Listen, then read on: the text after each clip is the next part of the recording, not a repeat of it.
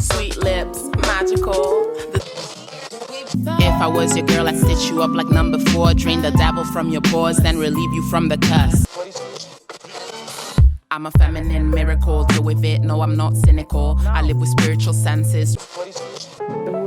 I'm harsh but gentle, most days I've been sentimental. Those lyrics in welcome I meant 'em, I pray like amen.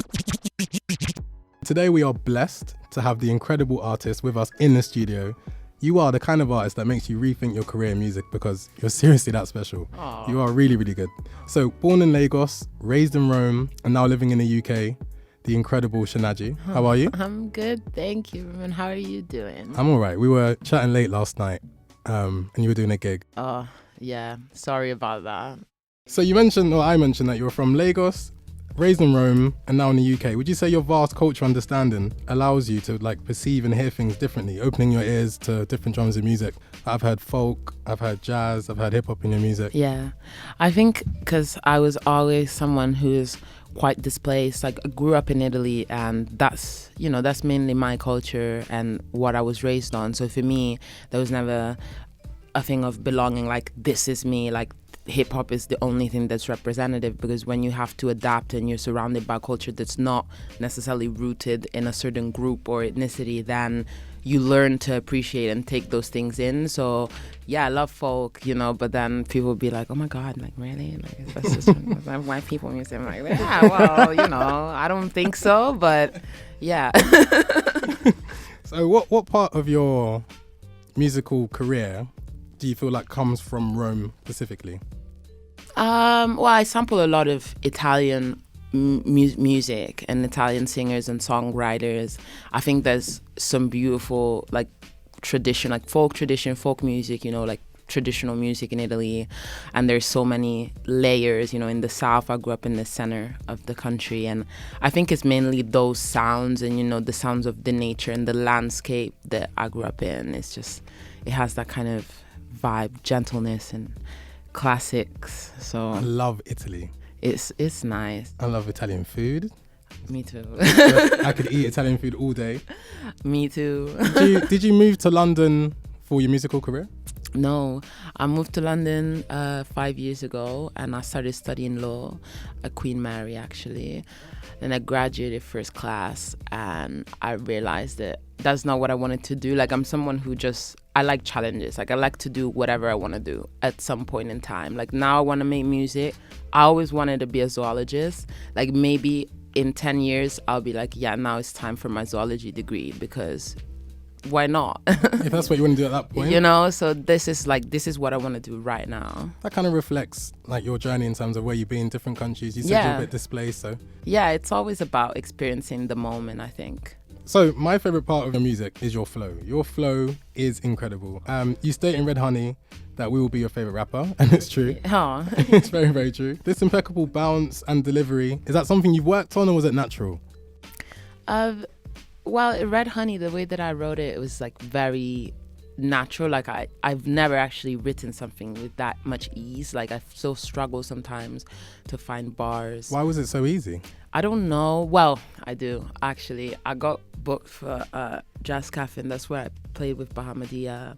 We have, we're good. We're friends now, which is crazy for me to think about. But at the time, I was so excited, so I made that track, and I was sampling Spontaneity from her album, and I just had this energy inside me, like all these things that I wanted to do, and my love for hip hop. So the bars just, I was living vicariously through people who've inspired me already. So I just felt that, stinging rap in me. I don't know, it just appeared.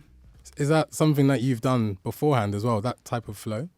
No, that was my first kind of flow. I don't really know. My flow is always changing. Every track is different because I make the beats, so every beat requires a different flow, and I'm not someone, even the best flows, they can be repetitive, even if you're the fastest rapper, or if you don't adapt to the music as well. I think after a while it just gets tiring. So Red Honey is a unique part of me. I love Red Honey. I'm just about to play Red Honey now on the show. All right. I hope everyone likes it. I played it many, many times and everybody loves it.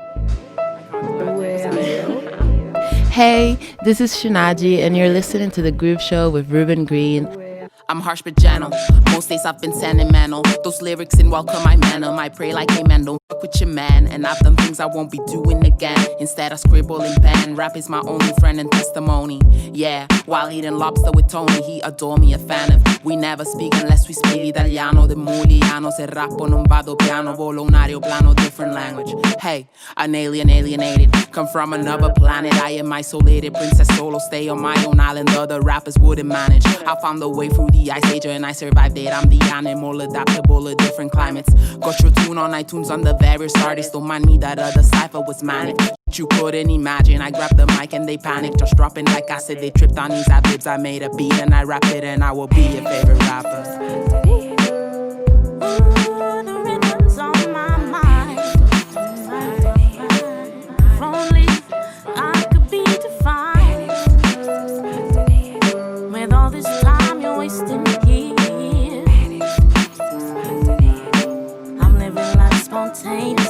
I've been reinventing my dreams, cause demons come in my sleep. There's things you wouldn't believe, and you can see them either. I come in tune for speakers with keys like aphrodisiacs. Don't give a about stevia, I need my coffee sweeter. I call them how I see them, now my thoughts are buried deep and I keep losing my breath. Vocabularies carry words that go unsaid. I'm blessed but don't forget it. I forged my future so I'll never regret it. Living spontaneously, I've been the little black sheep, so rich with individuality, divided yet united. I am the particles of an atom, can copy this because it's been copyrighted. Hand me your writing, sitting frantically typing. Speaking frankly, I'm tired, but being tired's inspiring. I'm in the hands of a choir, I sing. If you don't dig, you're a liar. I set the bar always higher. I'll put these bars up for higher. A poltergeist kind of rider. Hey.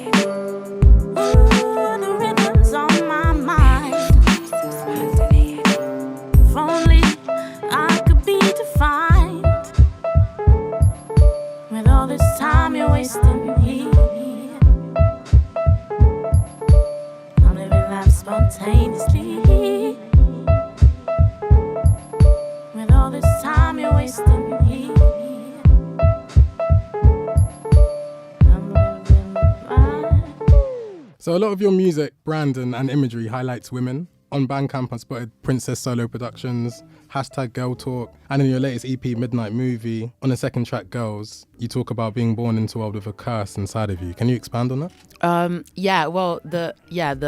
The hook says we came into this world with a curse inside our purse, and well, for me, that just really means as well what it's like to be a female artist, and it's seriously depressing. Like, I don't think people understand what it's like for me, and from my personal experience, like, you know, being involved in producer communities like all the time, trying to be out there at the same time, like having talent. Like, I appreciate compliments for my talent, but then at the same time you're like this kind of totem person, and because you're a woman, somehow like you're given a spotlight, but then at the same time you're not as involved and treated as equally and given the same kind of value. So there's this thing about being a woman for me that always stays, and it marks my experience and therefore how I talk about life and society as I experience it in my music. Is there a particular moment that you remember feeling and seeing, thinking, this is not right, I don't feel appreciated right now?